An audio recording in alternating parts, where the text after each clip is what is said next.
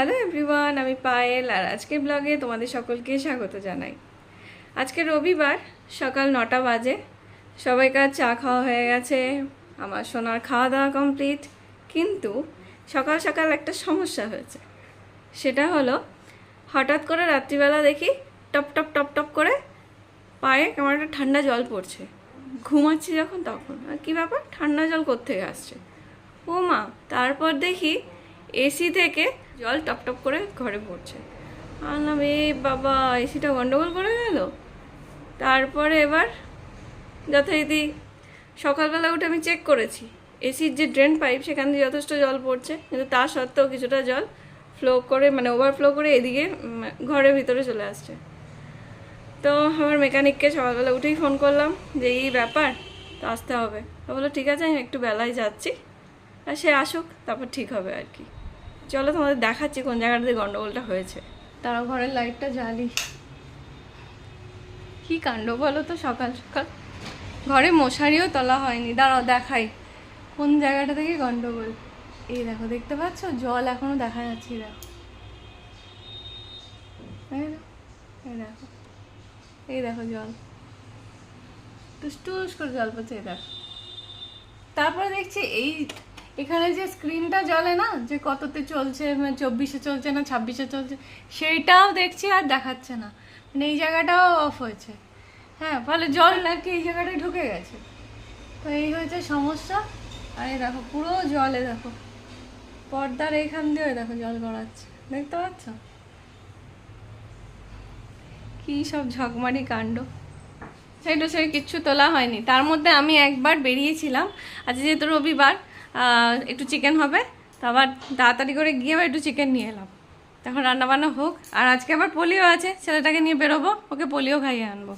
চলো এখন ঝটপট করে আগে মশারিটা তাহলে বিছানাটা পরিষ্কার করি, নাহলে আমার মাথা কাজ করবে না।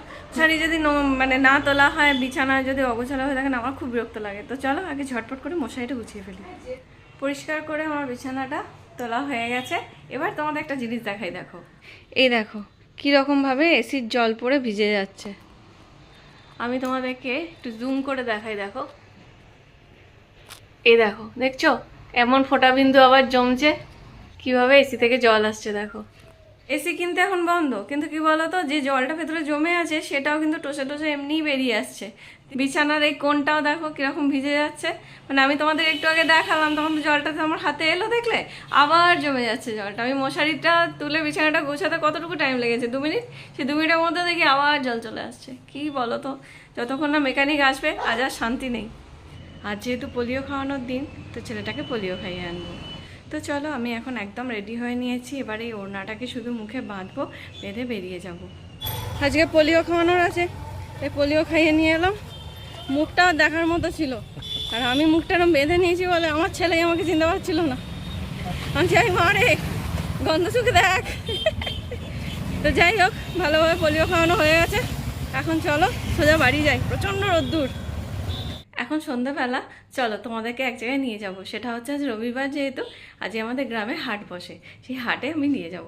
খুব ভালো লাগবে, চলো বেরিয়ে পড়ি। এই হাটে খুব সুন্দর সুন্দর জিনিস পাওয়া যায়। তো আজকে রবিবার, আমাদের এখানে হাট বসে, আজকে এসছি, কিছু জিনিস তো কিনবো। তো চলো দেখি কি কি কেনা যায়।